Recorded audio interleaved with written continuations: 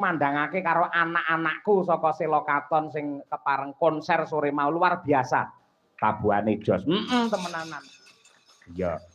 Mergo kene ya ana seniman pengrawit hebat Mas Daryanto. Lho, kuwi bocah-bocah do latihan sakwise Mas Daryanto pindah ning Blitar malah.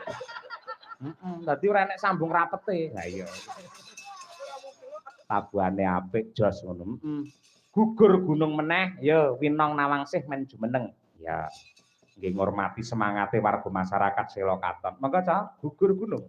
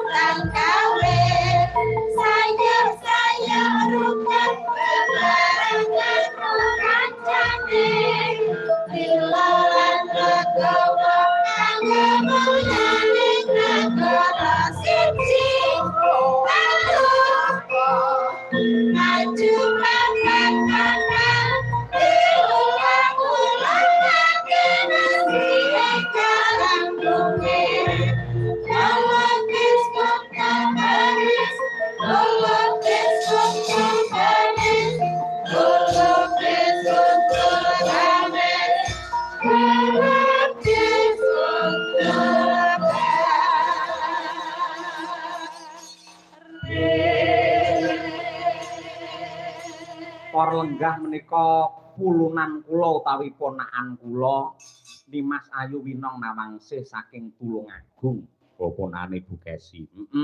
Ingkang sowan wonten Ngabiyantara. Ya, Ya, tata kramane wong Jawa ya kula nuwun karo Kyai. Nggih, nderekaken nggih lajeng kondur Pak dan Ramil. Sajake kula kok ngadeg kok langsung anu nggih Pak, kondur kok wedi diceluk ye jane.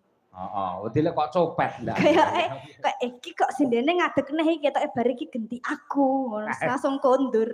Loh, aja kuwatir, Nduk. Iki malah dawuh saka Mas Warto, ya toh, Pak Bayan Warto. Iki Bapak anggota dewan diaturi munggah ana pepanggungan. Nah, kuwi. Nggih. Monggo sinten Pak Sarjono napa Pak Hanung kula nderek napa langsung dua-duanya kula namung badhe tuturi. Nah nggih, Pak Sarjono nggih. Ingkang pundi nggih piyayine Pak Sarjono? Oh, ingkang anu napa Mustard coklat. Sing saka partai PKS Perjuangan mau lho, Nduk. Oh, nggih. Piyai kok jan gagah pitek sing ganteng ngono kok ketok lomo banget ngono ya, Pak. Ya ampun. Renek bedane karo Birgita mau iki. Ketoke iki jan koyo berwibawa banget ngono lho, Pak. Janan. Iya, nggih. Ketoke ngelem-ngelem ngono engko bar terus nyangoni. Lek ora nyangoni mesti wah pelit cetil kaya ngono. Mboten, Pak. Kula niki sinden yang bertata krama. Wah, bagus lah kalau seperti itu. Nggih. Monggo Pak Hanung menawa Pak Sarjono napa kalih-kalihipun minggah mriki wonten pepanggungan. Ayo. Nah, menika nggih. Totok. Delok barang ya.